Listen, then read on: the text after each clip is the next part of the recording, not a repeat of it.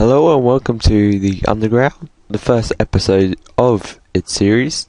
I'm the Pied Piper, and in today's episode we're going to cover some network sniffing with Cain and Abel.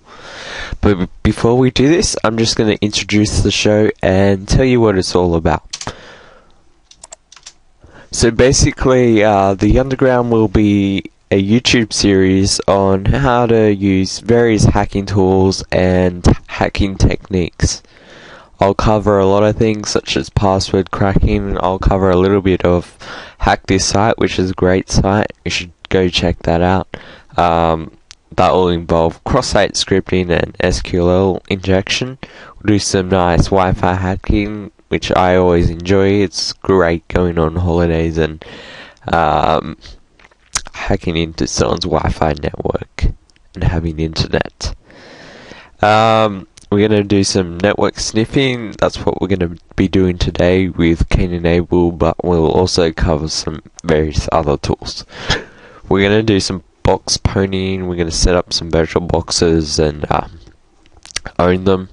I'll show you how to do that later on in this series. And we'll probably use some tools like Metasploit and Social Engineering Toolkit. We'll use other tools too, and we're going to be using the penguins most importantly, so don't be afraid. You'll get used to it and you'll start to notice that Windows is actually a really crappy operating system. And in Linux we're going to use some Ubuntu first off, and then we'll go on to Backtrack, which is mostly a command line operating system. So, network sniffing. Well, network sniffing is basically reading the packets that go across the network. So it's kind of like wiretapping. You're kind of reading the packets and that sort of thing. Now, in today's episode, we're going to be using a technique called ARP poisoning or ARP spoofing, and this is pretty easy to use with Cain and Abel. So let's continue. Now you're probably wondering, what the fuck is an ARP? Like, what the hell is he on about? Well, when a host or a computer wants to send a packet, it needs to know the computer's MAC address that it wants to send to. Just like you need to know the address of someone you want to send a letter to. So it asks the other computer with an ARP request, what is your MAC address? And then the computer responds by sending its MAC address. So this is called an ARP reply. So as you can see, computer A wants to send a packet to computer B, so it sends an ARP request to computer B. Then computer B replies with an ARP reply, and that contains the MAC address of computer B. It may be a little bit confusing at the moment, but I'll give you some extra resources later on so you can go and do it more in depth. So what is ARP poisoning? Well, by lying to the other computers that you are the computer they want to talk to. So all the traffic goes through you. And this wouldn't happen before. You'd only get the traffics that would be sent specifically to you. So you can sniff the traffic for passwords and usernames and other useful data. So that's quite interesting.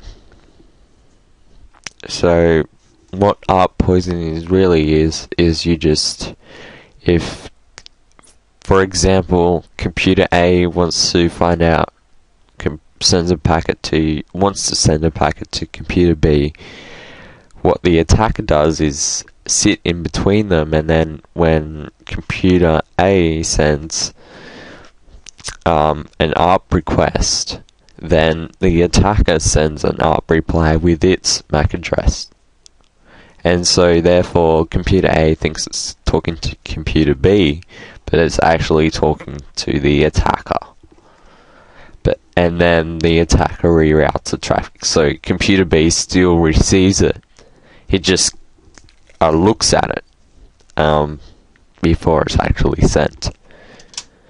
So there are a lot of programs that can do this. The most popular ones are Cain and Abel and AdaCap. Today we're going to be covering Cain and Abel because it is a Windows program and it's got a graphical interface, which isn't really the case for most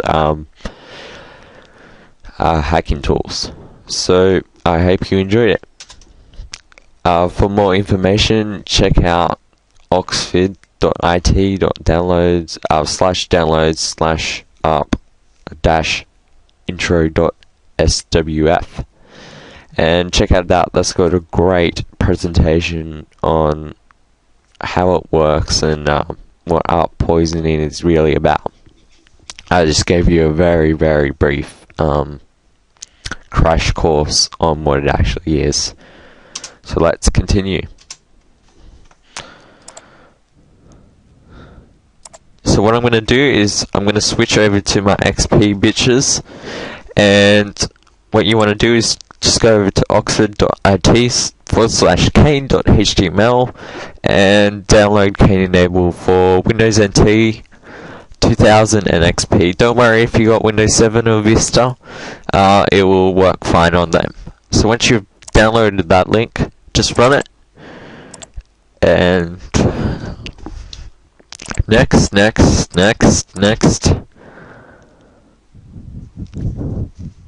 finish, and then you want to install the WinPCAP driver, so go install, next, I agree, install.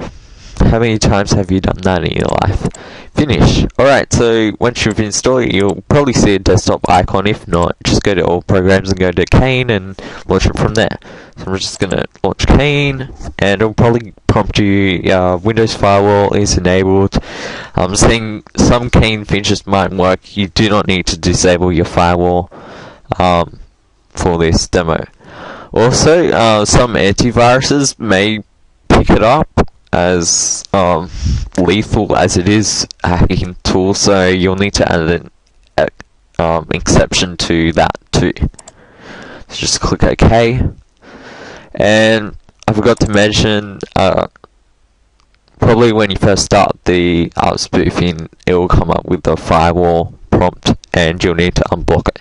So any prompts, warnings that come up, it isn't a virus. I've used it multiple times. It is not a virus, okay? I'm not trying to own your computer or infect your computer. It's used by heaps of people and it's a pretty common tool. So what you want to do, once you've launched it, you want to just click configure and make sure you've got the right device selected with the right IP address. So click that. So that's all fine, and you should be right from now on. You want to go to the sniffer tab at the top. I'm just going to clear all these because I forgot to do it.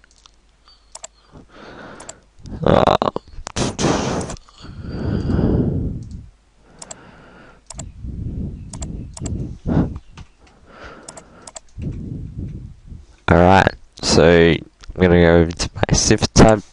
Make sure you've got host selected down the bottom, and what you want to do is start the sniffer by clicking the icon there, and then you want to click the plus button. You want to go all host in my subnet, so it will scan your network range and it will get all the ones that reply. So we've got a couple of computers. I know that 10.0.0.102 is my computer that I'm actually running the virtual boxes in. This computer is my other XP, and 10.0.0.1 it says Belkin, and that's my router. And these are the computers. I'm pretty sure that they're my laptops. So once you've sniffed the network, you want to go down to the ARP tab in the sniffer section and make sure you've got the ARP selected with the hazard icon. Click in the top box here, then you want to click add. Now I'll come up with a list of IP addresses. You want to select your default gateway pretty much all the time. So if you don't know that, just open CMD and type IP config, and we've got 10.0.0.1. It's probably going to be the most top one or there, so you want to select everything in the box, click OK, and it'll add those to waiting to be upped. So once you've done that, you just want to click the up icon and it'll go ahead and do it. So what we're going to do is we're going to do some testing. So I'm going to switch over to my other XP box. I'm going to run Internet Explorer 6, and we're going to test this on multiple internet browsers to try and get a feel on what actually happens and what this tool is actually doing, which is what I do when I'm testing a tool and working out the kinks of a tool. Is I set up a bunch of virtual boxes and use it with them. So I'm going to try and sign in to a Google account, press OK, and it's come up with a security alert. Information you exchange with this site cannot be viewed or changed by others. However, there is a problem with the site's security certificate. The security certificate was issued by the company you have not chosen to trust. View the certificate to find out whether you want to trust, yeah, blah blah blah. Okay, so most people are going to go, oh yeah, whatever, press yes. I want to proceed. I want to get to my Google account as fast as possible, and I'm just going to try and get rid of all those pop-ups and get it there as fast as possible. That's what most people are going to do. It's going to happen every time. No one cares about warnings. They're just going to go, get rid of this BS, and I just want to go into my site. So they're just going to click, okay? They're just going to click shit, okay? So they're going to type in their login, and they have no idea what's happening on the other end, and they're just going to put in their password, and 456, yeah, sign in, let's sign in. Oh yes, another, let's go. Oh, okay. And normally that would be login, but I just used a fake one. So over in the attacker, we can go over here and we can see the certificates that it's collected here. Actually, it's under HTTPS, and you can't actually see where they came from. Not to worry. We want to go over to our password section, and boom, look, we've collected the username and the password. Even though Google uses HTTPS, which is encrypted traffic, what Cain and Abel does is it gets a proper certificate and it creates its own over that and sends the victim the wrong certificate, so therefore we can collect what they enter into the boxes without it being encrypted. So there's one site. Let's go to hotmail.com. Okay. And again, let's type it in.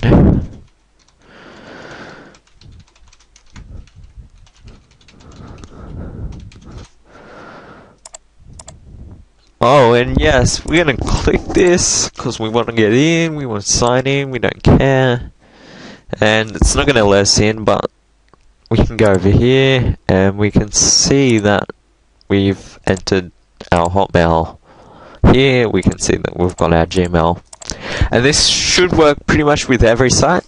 Now, let's see if what happens if we go into a recent browser. Now, I know Internet Explorer 8. I think it's up to Internet Explorer 9 now, so this is the most recent one. So let's see what happens on this on Internet Explorer. So I'm just in my actual computer. It doesn't matter what thing you're using, it just works the same. I'm going to sign in. Oh, Okay, well, the security certificate presented on the website is not issued by a trusted certificate or author. Security certificate problems may indicate an attempt to fool you or intercept any data you send to the server. So it's going to come up with this. Most people are not going to read that, but it's a little bit warning or a little bit in your face than Internet Explorer 6 had.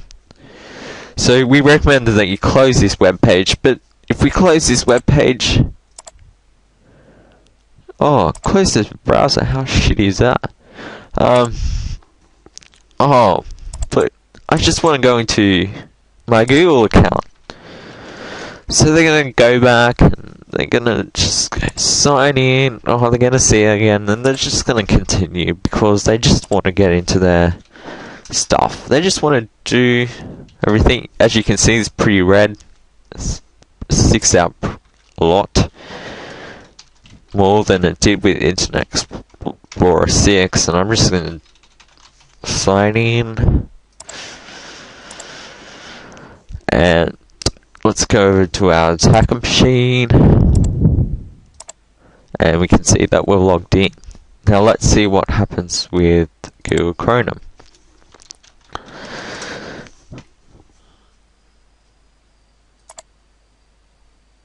I'm going to sign out of my account.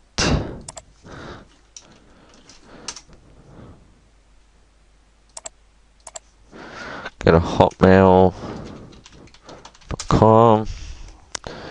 Oh, this is pretty red too. You attempted to go, but the server presents a certificate that it is not issued by entirely and not trusted by your computer operating system. This may mean that the server has generated its own security certificates, which Google Chrome cannot rely on for identification information, or an attacker is trying to intercept your communications. Should you not proceed, essentially you'll never back to safety. Oh wait, what? I wanted to get to Hotmail, and they're just gonna go proceed anyway, cause they don't care, and they're just gonna enter it in. So it's pretty big warning. Only power users will go, hey, wait a minute, that's not right. And let's see Firefox. I think Firefox has the biggest warning and hardest to get by out of all of them. So I'm just going to sign in, and it's going to say the connection is not trusted. Normally you'd try and connect to trusted by people. What should you do? You should get out of here. If we can go technical details. And it doesn't even let you.